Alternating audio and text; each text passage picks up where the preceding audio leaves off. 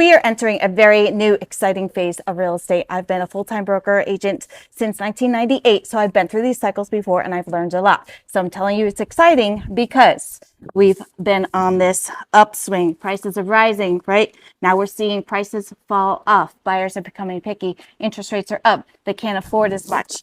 So we are going to see prices come down. What does that mean right now? So we are here.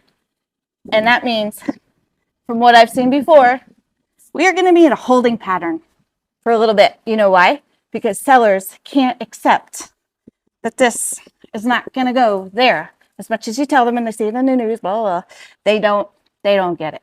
They should. If they're smart and they listen to their agent, they will. If they're here, they will price it from a comp before. Don't go higher, go less. Otherwise, you're here, and by the time you accept, you're not getting that price anymore.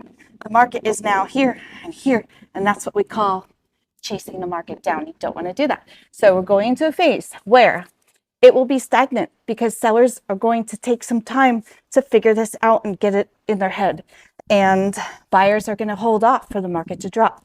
So what does that mean for agents? It means that we are going to see agents not do that well. Sorry, I've seen it before. That we're going to have a phase where there's not a whole lot of transactions going on. From there, the best agents will survive. The investors will wait. That is going to be exciting because it's going to create opportunity and change. And if you want to hustle and get after it and learn about it, you're going to make money. So stay tuned, follow for more.